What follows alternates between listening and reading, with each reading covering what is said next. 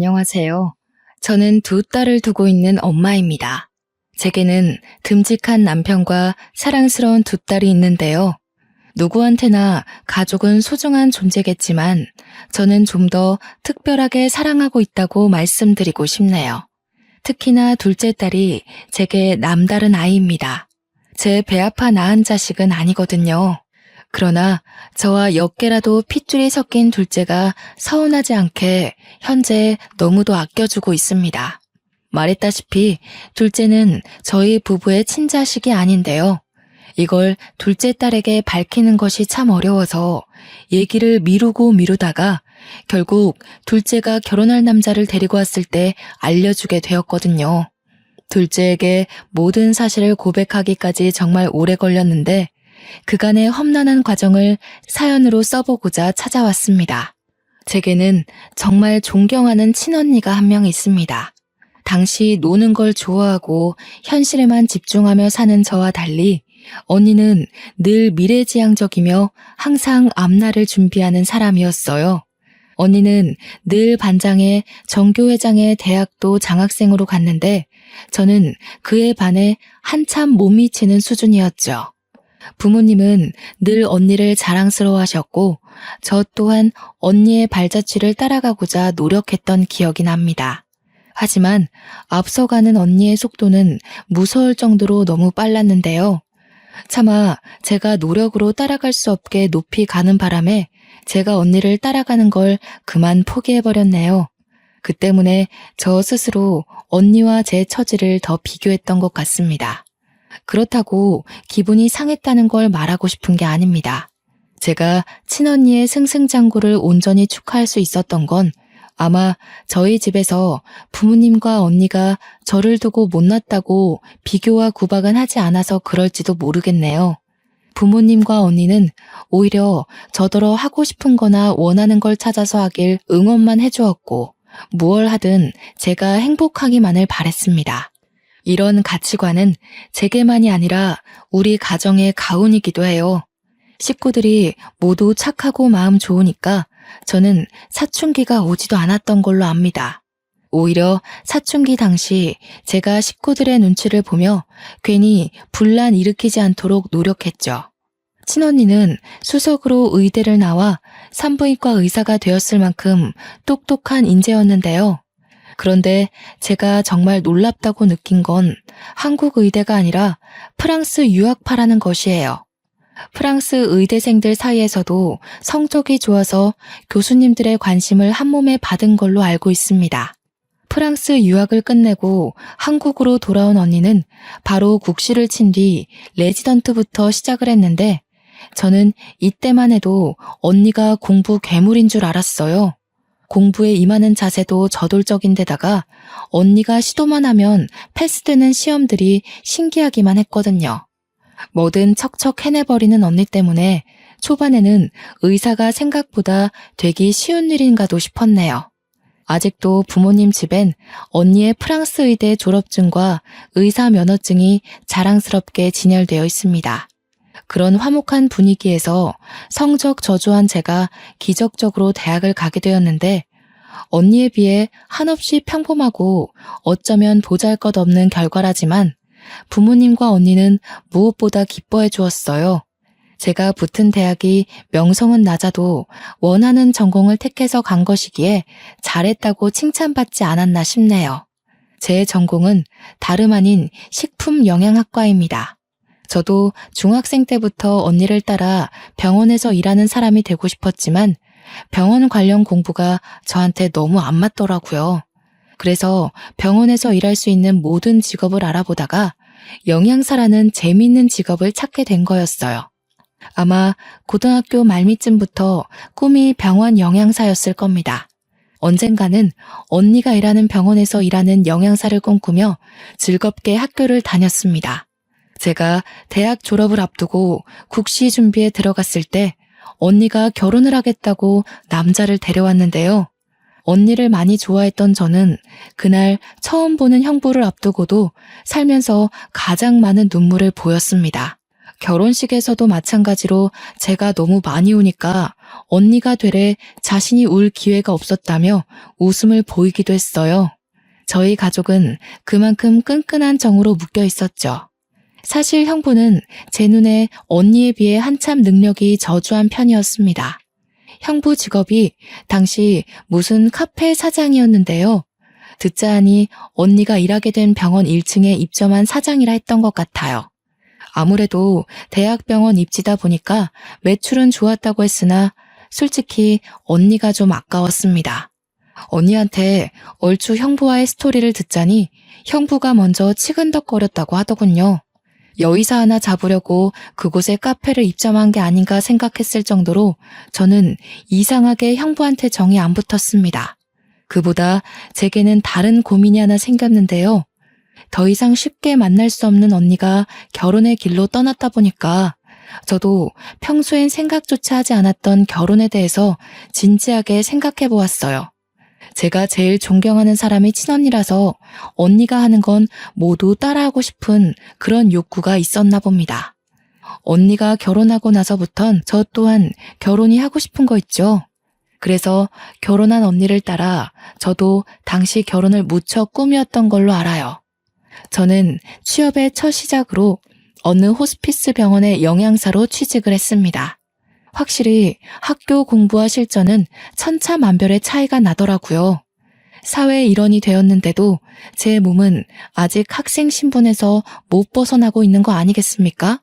언니가 한참 레지던트 일로 힘들어할 때 제 눈에는 언니가 이미 어른이고 훌륭한 의사로 보였는데 언니가 매번 의사가 될 수 있을까 하면서 고민을 많이 했거든요. 아무리 노력해도 자기가 한참 부족한 것 같다면서요. 그게 그렇게 이해가 안 되었는데 막상 제가 직장인이 되어보니까 알겠더라고요. 세상이 너무 빨리 돌아가는 것에 비해 제 마음은 아직도 앳된 시절에 멈춰 있었어요. 때문에 언니와 통화하면서 직장 고민 때문에 많이 칭얼거렸던 걸로 기억합니다. 원래는 매번 제가 먼저 전화를 거는데 한날은 언니가 먼저 전화를 걸어온 적이 있었어요. 아마 그때가 제가 잠들 시간이었던 걸로 기억하는데요. 그날 언니를 끝까지 붙잡지 못한 것이 내내 제 가슴 한켠에 후회로 남아있어요. 전화를 받았는데 언니 목소리가 어딘가 모르게 이상한 겁니다. 꼭 온 사람처럼 불안하게 떨리는 소리였어요. 언니, 무슨 일 있어? 목소리가 왜 그래? 이 시간에 전화 안 하잖아. 설마 오늘도 집에 안 들어가고 야근이야? 근데 목소리가 우는 소리 같은데? 만나서 얘기해줄게. 오늘만 너희 자취방에서 자도 될까? 허락만 해주면 나 지금 바로 출발할 생각이거든. 언니가 지내는 신혼집과 저의 자취방은 무려 1시간이 걸리는 거리였습니다. 당시 시간은 거의 자정을 넘길랑 말랑한 시간이었고요. 그 먼 거리를 밤길에 오라고 하는 게 맞는 건지 당장 판단이 잘 서지 않더라고요. 게다가 언니 목소리가 확실히 무슨 일 있는 목소리인데 컨디션 안 좋은 상태로 운전을 해도 되는 건지 걱정도 되었어요. 하지만 제 걱정에도 언니가 괜찮다고 하길래 결국 조심히 오라는 말과 함께 언니가 올 때까지 기다릴 수밖에 없었습니다. 그래도 한편으로는 오랜만에 언니와 같이 잘 생각을 하니까 기분 좋았어요. 전화는 자주 했지만 언니랑 얼굴 본 지는 무척 오래됐거든요. 얼마 뒤 언니가 도착했다는 연락과 함께 기쁜 마음으로 대문을 열었는데요. 그날 저는 언니의 몰골을 보고 깜짝 놀랐지 뭡니까? 언니, 얼굴이 왜 이래? 다친 거야? 누구한테 맞았어? 옷은 또 왜 이렇고? 집에서 오는 거 아니었어? 아니, 형부는 어쩌고 혼자 이렇게 나와? 집에 형부 없어? 엄마 아빠한테 나 여기서 잔다고 얘기 안 했지? 절대 말하면 안 돼. 네 형부 일 때문에 찾아온 거야. 혹시 남편이 연락 오더라도 일단은 받지 마. 알았어. 엄마 아빠한테도 당연히 말 안 했지. 시간이 늦어서 전화할 수도 없었고. 아니 그보다 도대체 무슨 일이냐니깐? 누가 이랬어? 언니는 마치 누구와 몸싸움이라도 한 것 같은 몰골이었습니다. 제가 계속 상황 설명을 재촉하자 언니가 마음을 추스르고 말해주기 시작했는데요. 이 모든 게 형부 짓이라는 거 아닙니까? 결혼한 지 반개월밖에 안 되었는데 형부가 바람을 폈다는 거 아니겠어요? 형부 입장에서 그런 적 없다고 부정하긴 했지만 언니는 형부가 몰래 상간녀랑 통화하는 걸 들었다고 했습니다. 그것 때문에 대판 싸운 적이 있었는데 그 뒤로 형부 성격이 날카로워져서 뭐만 하면 언니한테 딴지를 걸었다고 했어요. 심지어 언니가 병원에서 온 긴급 호출 때문에 남자 직원과 통화를 했는데 그걸로 바람피냐면서 몰아갔다고 하는 겁니다. 자기가 바람핀 걸 그런 식으로 언니와 자기를 동일시하면서 맞바람을 핀 걸로 만들려 했다는 거죠. 이렇게 엉망인 꼴로 도망쳐 나온 이유도 바로 그걸로 따지고 들다가 다툼이 난 거라고 했습니다. 언니는 저희 집에서 한 일주일 지내다가 다시 신혼집으로 돌아갔는데요. 형부가 문자로 잘못했으니까 집에 오라고 하는 사과에 돌아가게 된 거예요. 솔직히 저는 그때 언니를 그렇게 보내는 게 너무 불안했습니다. 그래서 가지 말라고 무슨 그런 사람이 다 있냐고 당장 이혼하라 했더니 언니가 괜찮다고만 하는 거 있죠. 내가 선택한 사람이잖아. 결혼이 참 무거운 약속인 것 같아. 쉽게 끊을 수가 없네. 부모님한테는 절대 비밀이야. 너도 내가 나서기 전까진 눈 감아줘. 그렇게 저는 언니를 놓아줘야 했습니다. 그래도 일상생활을 하면서 언니한테 매일 안부 연락을 했어요. 언니가 말하기를 다행히 형부가 진심으로 반성해서 무탈하게 잘 지내고 있다고 하더라고요. 그 말을 곧이곧대로 믿는 것이 아니었는데 지난날만 생각하면 여전히 가슴 중앙이 꽉 막히네요. 그리고 저 또한 결혼할 남자를 만나게 되었는데요. 제가 일하고 있는 호스피스 병원의 의사였습니다. 저와 무려 8살 차이가 났지만 그냥 보기만 했을 땐 저와 또래로 보일 만큼 젊어 보였어요. 그렇게 생긴 인연으로 저는 결혼을 하게 되었고 언니와 형부도 결혼식에 와서 축하를 많이 해줬습니다. 집안에 의사가 둘이나 된다고 친정 식구들이 제 남편한테 관심을 많이 줬어요. 결혼식 날은 정신이 없어서 몰랐는데 나중에 알고 보니 형부가 병원 밑에서 하던 카페를 접었다는 겁니다. 이유를 물어보니까 언니 말로는 형부가 친구와 함께 프랜차이즈 목적으로 카페를 창업하기 위해 본래 하던 카페를 접고 그 보증금으로 새 사업에 들어갔다고 했습니다. 저는 사업에 대해서 아예 모르다 보니까 그렇구나 하고 넘기면서 언니 안색에 대한 걱정만 했던 것 같아요. 언니 낯빛이 지난밤 자취방에서 봤을 때보다 더 피로해 보였거든요. 저희 대신 친정 부모님이 형부 걱정을 좀 많이 했는데요. 사업 함부로 시작하는 거 아니라면서 하고 있던 카페가 잘 되고 있었는데 왜 그런 모험을 하냐고 살짝 잔소리를 했던 걸로 압니다. 형부는 별다른 대답 없이 그저 친정 부모에게 웃음으로만 답했어요. 저는 언니한테 들은 게 있다 보니까 그런 웃음마저 미워 죽겠더군요. 그렇게 결혼으로 인해 저도 친정을 떠나게 되었고 저는 결혼한 지 1년도 안 돼서 임신을 하게 됩니다. 제가 평생 친언니를 존경할 수밖에 없는 이유가 바로 이 계기로 인해 확고해졌는데요. 언니는 제게 가족이기도 하지만 동시에 은인이기도 합니다. 제가 임신한 당시 혈압이 급증하는 바람에 조산을 해야만 했는데 듣기로는 조산이 아이한테 굉장히 위험한 걸로 알고 있어요. 제왕절개로 태어난 제 아이는 바로 인큐베이터 신세를 지게 되었는데 아니나 다를까 제 아이가 폐 부분이 아직 덜 발달된 채로 태어났대요. 그래서 다른 의사들이 더더욱 제 아이를 가망 없는 신생아로 보더라고요. 저는 아이를 한번 안아보지도 못하고 신생아 집중치료실로 보내야만 했고 그 심정은 정말 온 세상이 무너질 정도로 괴로웠습니다. 저를 위로하는 식구들이 보이지 않을 정도로 가슴 아리를 꽤 했네요. 저는 언니가 일하는 산부인과에서 아이를 낳았어요. 그래서 언니가 특히 제게 많은 위로를 해주었습니다. 또 의사로서 제 아이를 살리기 위해 포기하지 않는 노력까지 직접 보여주었죠. 다른 의사들이 저희 언니를 보며 고개를 내저었고 다른 교수님까지 와서 언니를 따로 불러 면담을 했을 정도로 제 아이는 가망이 없는 아기였거든요. 저한테는 언니가 제 아이를 살릴 수 있는 마지막 지푸라기인 셈이었지만 모두가 나서서 제 아이를 살리기 어렵다고 하니 한편으론 언니한테 헛수고를 시키는 게 아닌가 싶어 미안할 지경이었습니다. 하지만 친언니는 프랑스 병원에서 살렸던 사례가 있다며 끝까지 아이를 위해 자기 고집을 밀어붙였고 끝내 아이가 기적처럼 제 품에 안기게 되는 기적을 일으켰죠. 당시 병원 직원들이 다 놀랐던 걸로 알아요.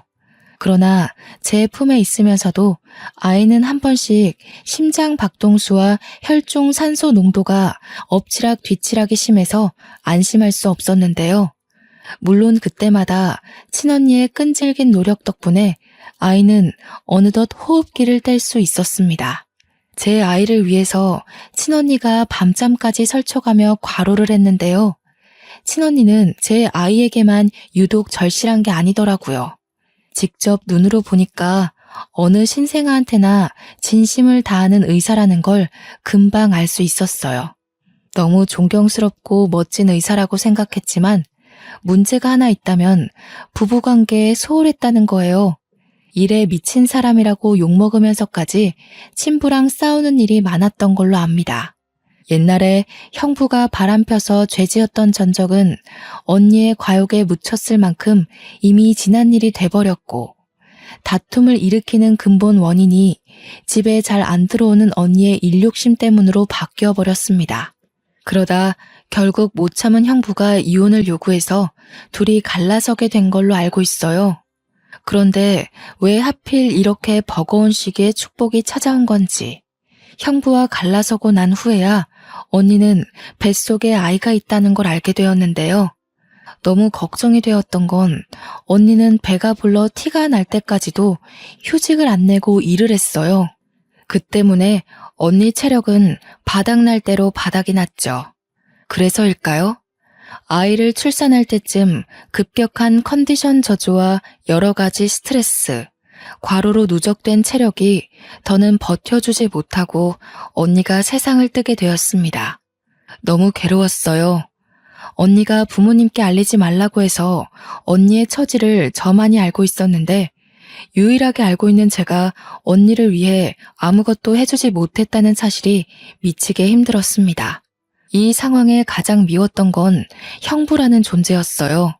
언니가 집에서만큼이라도 마음 편히 쉴 수 있는 시간이 있었다면 그리 허망하게 죽지 않았을 거라 생각했거든요. 형부를 찾아내서 똑같이 망가뜨려 주고 싶지만 이미 이혼해버린 사이기도 했고 어디서 뭘 하는지 알 길이 없었습니다. 그렇게 언니 뱃속에서 태어난 아이는 죽어가는 언니의 심장에 마지막까지 안겨있다가 제 품으로 돌아왔습니다. 그게 바로 우리 집 보물 둘째인데요. 우리 둘째는 제가 세상에서 제일 존경하는 친언니의 딸입니다. 남편도 언니의 아이를 둘째로 받아들이는 것에 흔쾌히 동의했을 만큼 착한 사람이에요. 그렇게 저희 부부는 둘째를 얻게 되었는데 둘째가 건강하게 자라주는 것이 행복하다가도 갈수록 근심 걱정이 늘어가는 거 아니겠어요? 저희 부부한테는 둘째한테 모든 사실을 밝혀야 될 의무가 있는데 맑게 자라주는 둘째 앞에서 차마 입이 떨어지지 않는 겁니다. 그저 다음에 하다가 결국 둘째가 결혼할 남자를 데려올 때까지도 말을 못한 상태로 전전긍긍하기만 했네요. 그런데 하필 또 둘째가 데려온 남자가 둘째한테 첫 남자라는 거 아니겠습니까? 딸들의 연애 사정은 부모가 간섭할 일이 아니라고 생각해서 일부러 묻지 않았는데 첫 남자와 결혼하겠다고 덜컥 고백하는 둘째를 보고 좀 많이 당황했습니다. 엄마는 우리 딸이 잘 살았으면 좋겠어. 해프게 남자를 만나보라는 건 아니지만 그래도 첫 남자의 바로 결혼은 좀 생각해보는 게 좋을 것 같은데? 아빠도 좀 걱정이 되는구나. 우리 딸이 선택한 남자니까 그 친구가 괜찮다는 건 충분히 알겠어. 하지만 그래도 이건 좀 섣부른 점이 있지 않나 싶은데. 나도 생각 없이 결정한 거 아니야. 결혼할 사람에 대한 확신이 있어서 그래. 저희 부부는 둘째 고집에 못 이겨 결국 남자친구를 한번 데려와 보라고 했고, 그 주 주말 저와 남편은 딸 남자친구를 처음 대면했습니다. 딸 남자친구는 사람이 둥글둥글하고 웃음이 많아서 사람 자체가 나쁘지 않기는 했습니다. 그래서 당시 같이 식사하는 내내 분위기가 좋았어요. 그럼에도 불구하고 딸이 남자친구를 보내자마자 현실적인 문제 때문에 금방 한숨이 나오는 거 아니겠습니까? 엄마, 아빠, 표정이 왜 그래? 내 남자친구 마음에 안 드는 점 있었어? 솔직하게 말해주면 남자친구랑 조율해보도록 할게. 그런 건 아니야. 인상 참 좋아 보이고 모난 곳 없이 잘한 것 같더라. 그런데 딸이 결혼을 하게 되면 남자 집안에서도 우리 집 사정을 알아야 할 것 같으니까 걱정돼서 그래. 난 또 뭐라고. 우리가 못 사는 집도 아닌데 뭘 그런 걸 걱정해. 남자친구 집안에 정치하는 사람들 많은데도 나 되게 환영해주더라. 둘째 딸은 제가 경제력 때문에 걱정한다고 봤지만 차라리 그 문제였다면 일이 크게 가슴이 미어지진 않았을 겁니다. 결혼을 앞두게 되었으니 더 이상 미룰 수 없잖아요. 저와 남편은 그날 바로 둘째의 친모에 대해서 모든 걸 알려주었죠. 최대한 둘째가 상처받지 않게 조심히 말을 했습니다. 실은 내가 네 엄마가 아니라 이모야. 그동안 말 못해서 미안해. 말해야지 하면서도 엄마가 이렇게 용기가 없었다. 우리 딸 상처받게 하려고 자식으로 받아들인 게 아닌데 한솔이 너가 상처받을 게 두려워서 엄마가 너무 망설였어. 차라리 더 빨리 얘기했다면 둘째가 덜 충격이었을까요? 역시나 둘째는 저와 남편의 장황한 설명에도 이렇다 할 반응을 보이지 않았습니다. 둘째 나이 30을 바라보는 시점에서 딸은 자기가 입양된 아이란 사실을 알게 되었는데 당연히 상처가 될 수밖에 없겠죠. 부모인 줄 알았던 사람들이 사실은 이모와 이모부라니 누가 그걸 단번에 이해할 수 있겠습니까? 그 아픔을 감히 가늠조차 할 수가 없어서 저와 남편은 마냥 둘째의 대답만을 기다렸는데요. 장난치는 거야? 남자친구가 그렇게 마음에 안 들었어? 아무리 그래도 어떻게 이런 식으로 거절을 해. 거짓말하는 거지? 겨우 내비친 둘째의 반응은 부정과 어리둥절한 얼굴이었어요. 당장 어떤 반응을 보여야 하는지도 몰라 계속 멍 때리는 표정이었습니다. 저와 남편은 이왕 밝히게 된 거 숨기는 거 없이 모두 보여주기 위해 제 친언니 사진과 샛노랗게 물들어버린 옛날 언니의 초음파 사진, 그리고 산부인과 출산 기록까지 들고 와서 둘째에게 내밀었습니다. 둘째를 저희 부부 호적에 올린 확인서까지 모두 빠짐없이요. 한솔이 친엄마는 정말 훌륭한 산부인과 의사였어. 프랑스 가서 유학 생활도 했을 만큼 유능했거든. 우리 한솔이가 그렇게 대단한 엄마한테서 태어난 거야. 너무 늦게 알려줘서 미안해. 그동안은 엄마가 너무 겁을 먹었던 것 같아. 그래서? 이걸 말해주는 이유가 뭔데? 나 엄마 아빠 딸 아니니까 그만 떠나라는 거야? 결혼까지만 부모님 노릇해줄 테니 나더러 세상에도 없는 친엄마한테 가라고? 아니야. 엄마가 너를 왜 보내? 우리가 너를 얼마나 온 마음 다해서 키웠는데. 넌 누가 뭘 해도 내 자식이야. 그건 엄마가 이 사실을 밝혔다고 해서 달라지는 건 없어. 그럼 왜 갑자기 이걸 말해줘? 차라리 끝까지 모르게 하지. 어쩔 수 없이 알게 될 때까지 모르고 살게 하지. 왜 이제 와서 알려줘? 나 무섭게 왜 이래?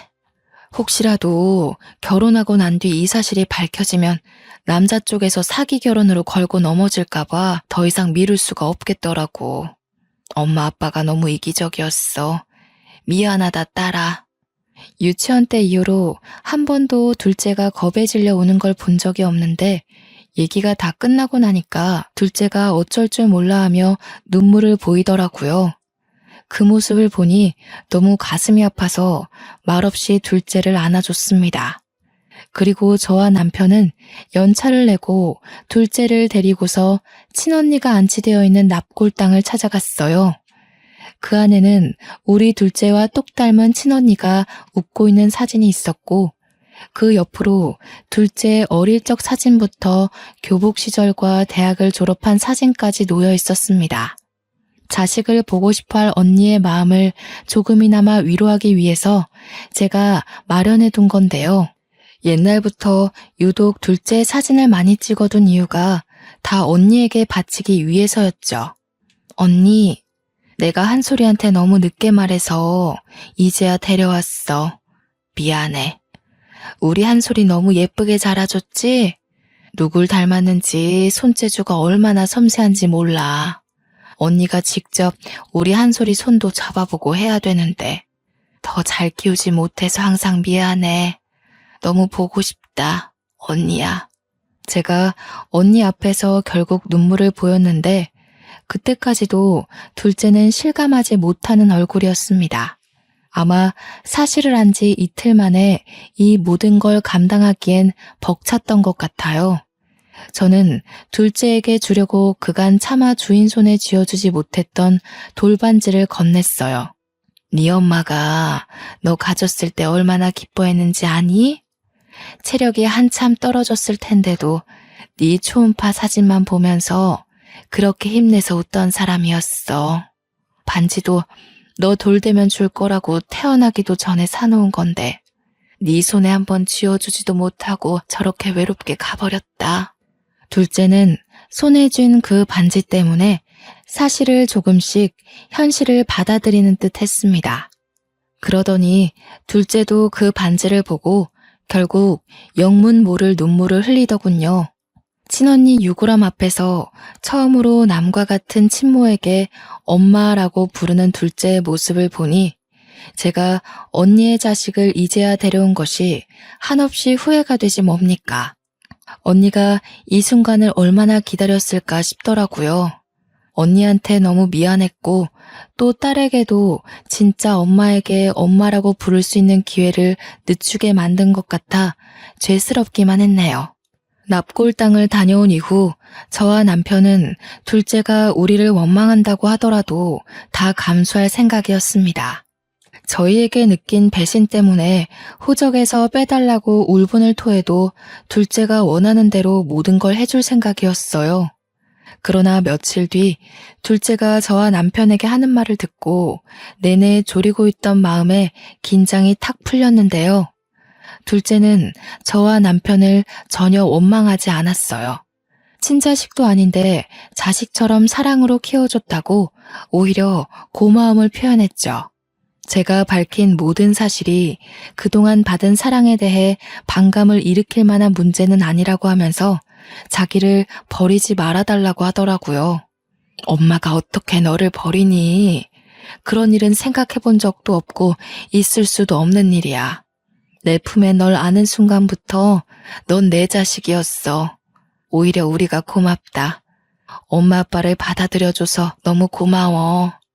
집에 돌아와서 둘째가 좋아하는 밥상을 차려주며 훨씬 더 애틋한 시간을 보내었습니다. 첫째 또한 집안에 있었던 사실을 알고서 직장에 반차를 내고 지방에서 올라왔어요. 첫째는 둘째가 친동생이 아니라는 거 진작 알고 있었거든요. 첫째 나이가 초등학교 입학을 앞뒀을 때 둘째를 호적에 올렸으니까 저희 부부는 첫째가 이해할 수 있도록 설명할 시간을 많이 가졌었어요. 오랜만에 집에 돌아온 첫째는 바로 둘째를 찾았는데요. 둘째를 보자마자 따뜻하게 안아주는 거 아니겠습니까? 단 한순간도 너를 사촌으로 생각한 적 없어. 넌 처음부터 내 친동생이었고 앞으로도 나한테 하나밖에 없는 소중한 친동생이야. 그러니까 너 딴 생각하면 안 돼. 알겠지? 둘째는 첫째의 진심에 또 한 번 눈물을 흘렸습니다. 원래도 가족이었지만 우리는 한 번 더 가족의 정을 단단히 할 수 있는 시간이 되었어요. 둘째는 한동안 마음을 추스르느라 남자친구와의 만남도 미뤘는데요. 그러다 남자친구에게 자신의 사정을 고백했다고 했고 그 뒤로 저희 딸과 상견례 날짜를 조정했습니다. 상견례 자리에 가기 전까지도 혹시 예비 사돈 집안이 우리 둘째의 남다른 처지를 탐탁치 않아 하면 어쩌나 걱정 많이 했어요. 그런데 제가 걱정했던 부분이 무용지물이었을 정도로 정말 어처구니 없는 상황을 직면하게 되었는데요. 먼저 와 있는 사돈 식구들을 보고 저는 자리에 앉지도 못한 채 놀랐지 뭡니까? 제가 아주 잘 아는 사람 한 명이 사돈 쪽 좌석에 앉아 있는 겁니다. 그 사람도 저를 알아보고 눈알이 동그랗게 커지더라고요. 저처럼 마찬가지로 시선을 떼지 못하고 있던 그 사람은 다름 아닌 형부였습니다. 형부가 어떻게 여기에 있어요? 설마 제 딸 남자친구 아빠는 사람이 형부인 거예요? 어떻게 이럴 수가. 이 결혼 없던 걸로 해야겠어요. 한솔이한테 형부 일은 절대 모르게 하고 싶었는데 이런 식으로 낯짝 보여주게 될 줄은 몰랐네요.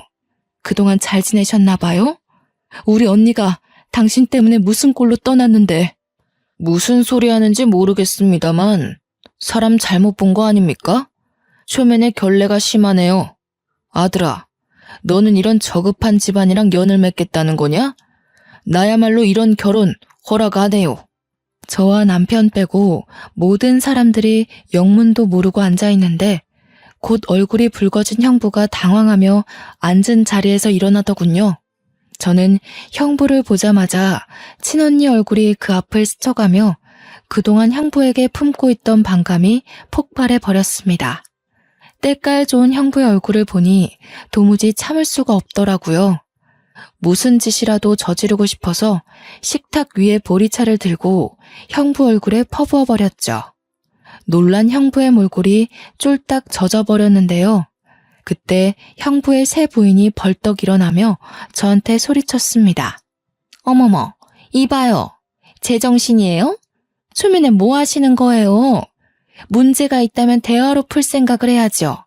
설명부터 해주는 게 순서 아닌가요? 이 사람 입 아프게 설명해줄 가치도 없는 사람이에요.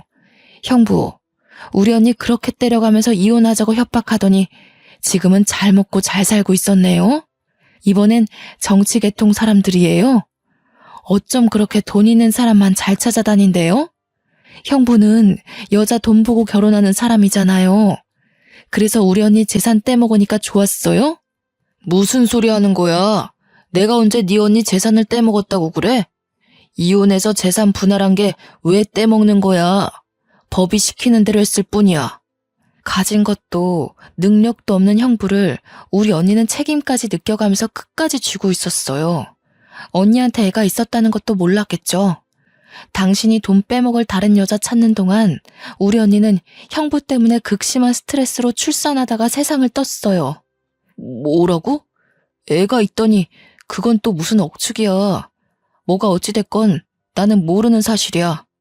이미 네 언니랑 이혼을 한 상태고 네 언니가 어떻게 됐든 말든 내 알 바 아니라고. 진작부터 형부라고 부르기 가짜났었는데 지금까지도 되바라진 인성으로 지내줘서 다행이네요. 내가 언젠가 만나게 되면 꼭 언니가 당한 거 손톱만큼이라도 갚아주려고 벼르고 있었거든요. 그러니까 한 대 더 맞으세요. 이번에 저는 형부의 싸다구까지 날렸습니다. 그리고 들고 있던 가방으로 형부를 패기 시작했죠. 저는 똑똑히 기억하고 있습니다. 형부가 새로 꾸린다던 프랜차이즈 사업이 쫄딱 망해서 거짓골이 되었는데 그것 때문에 자격지심이 심해져 우리 언니한테 폭언과 폭력을 일삼았다는 걸요. 제가 결혼하는 바람에 저한테 피해주기 싫던 언니는 거의 병원에서 간이 침대를 놓고 쪽잠을 잤다는 것도 들어서 알고 있어요. 이 모든 사실을 입 밖으로 꺼냈더니 예비 사돈 쪽에서 얼굴이 새하얗게 질려 있더군요. 형부는 비굴할 정도로 새 부인 앞에 머리를 조아리며 변명을 하기 시작했습니다. 사돈 집안에 정치인들이 많다더니 알고 보니까 저 세부인이 전 국회의원인 거 아니겠어요? 그래서 보잘것없는 형부와 재혼을 한다고 했을 때 세부인 집안에서도 반대가 심했다고 하네요. 말 그대로 형부가 너무 스펙도 없는데 이혼남이기까지 하니까 쪽팔렸기 때문이겠죠. 그래도 세부인 마음을 존중해서 끝내 집안 어른들로부터 재혼을 승낙받은 건데 말년돼서 추잡한 현실이 드러난 셈이 되었네요. 형편없는 형부의 진실이 생각보다 더 밑바닥이란 게 세부인 집안 귀에 들어가면 형부 앞길 망하는 건 안 봐도 비디오인 꼴이었습니다. 당신 나한테 전부인 사이에서 자식 없다고 하지 않았어요? 폭언은 또 무슨 소리예요? 당신 전부인이랑 깔끔하게 합의 이혼한 거라면서요. 도대체 이게 다 뭔 난리예요? 없어. 자식 없는 거 맞아. 합의 이혼도 맞고. 이 사람이 전부인 동생인데 별뜻 없이 그냥 나한테 용심 부리는 거야. 내가 다 해결할게. 당신은 신경 쓸 거 아무것도 없어. 내가 여기서 그대로 다 밝히기엔 우리 한솔이한테 상처밖에 안 될 테니까 말은 삼갈게요. 사모님 집안 생각해서 제안하는 건데 이 남자에 대해 궁금한 거 있으면 증거물 다 대줄 수 있거든요. 당장 원하시면 저희 집으로 안내할 수도 있어요. 제가 세게 나오자 형부가 당황해서는 제게 제정신이냐면서 무슨 일을 꾸미려는 거냐고 언성을 높였는데요. 세부인은 형부의 말을 가로채며 제 말을 더 들어보려고 했습니다. 상당히 충격받은 것 같더라고요. 세부인도 나름대로 머릿속을 정리할 시간이 필요했는지 다음날 연락 달라고 하면서 제게 명함 하나 주고서 자리를 먼저 떠났습니다. 형부가 세부인 뒤를 급하게 쫓아갔지만 놓쳤는지 차였는지 금세 다시 돌아와서는 저를 어떻게 해보려고 손찌검하려고 했어요. 남편이 아니었다면 정말 한 대 맞았을지도 모르겠네요. 우리 언니가 저 더러운 손바닥에 참 많이도 고통을 받았겠죠. 제가 일으킨 파장은 둘째 딸뿐만 아니라 남자친구까지도 놀라게 만들었는데요. 특히 딸 남자친구가 자기 애인과 서로 의분남매였다는 사실에 벙쪄 있더군요. 그러나 마찬가지로 얼떨결에 친아빠를 보게 된 셈인 둘째 딸의 반응은 조금 달랐습니다. 둘째도 자기 엄마에 대한 애착이 있었던 건지 제 남편과 힘을 겨루고 있는 형부에게 가서 지갑으로 뒤통수를 한 대 후려치더라고요. 형부가 당황해서 둘째를 보는데 형부 또한 둘째가 자기 친자인 걸 눈치껏 알아본 것 같았어요. 내 몸속에 아저씨 피가 섞여 있다는 게 진짜 저주스러워요. 엄마가 아저씨 얘기는 숨기길래 별로 알고 싶지도 않았는데 오히려 알게 된 게 다행이네요. 하마터면 아저씨 같은 인간의 며느리가 될 뻔했잖아요. 세아가 네가 어떻게... 이건 뭔가 잘못됐어. 너희들 나 하나 몰락시키자고 전부 다 짠 거 아니야? 어디서 소설 같은 이야기를 만들어서 밀어붙여. 아저씨만 봐도 우리 엄마라는 사람이 얼마나 외로웠을지가 느껴지네요. 얼굴도 못 보고 보낸 우리 엄마 생각해서라도 제 기억에서 아저씨 얼굴을 싹 지워버려야겠어요. 앞으로 아저씨 인생에 웃는 날은 영영 없었으면 좋겠네요. 다신 보지 맙시다. 둘째는 자기 남자친구한테 이별을 통보한 채 저희를 데리고 자리를 떴습니다. 상견례가 그렇게 파토난 것이 꼭 제 탓인 것만 같아서 저는 둘째한테 사과했습니다. 그러니 둘째가 뜻밖의 사실 말해주더군요. 내가 남자친구한테 내 사정 다 말해줬다고 그랬잖아. 그런데 남자친구 반응이 좀 시원찮더라고. 차라리 잘 됐어. 나도 찝찝해서 이 결혼을 하는 게 맞나 살짝 고민했거든. 딸 남자친구가 둘째한테 그럼 고아인 셈 아니냐고 그렇게 물었다네요.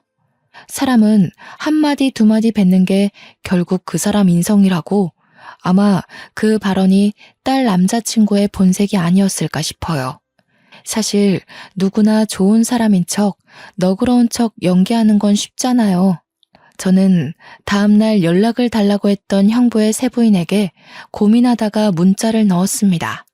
세부인은 집에 돌아온 형부와 한바탕 다툼을 벌인 것 같더라고요. 정말로 제게 증거물을 다 요구했어요. 저는 우편으로 형부에 관한 모든 사실과 언니가 형부 폭력 때문에 경찰에 신고했던 이력까지 보태어 붙였습니다. 며칠 뒤 세 부인한테서 다시 연락받은 문자에서 결국 둘 사이가 끝내 동결났다는 소식을 전달받았는데요. 형부는 세 부인 집안 어른들한테 저급한 취급당하며 찍소리도 못한 채 이혼을 강요받았다고 합니다.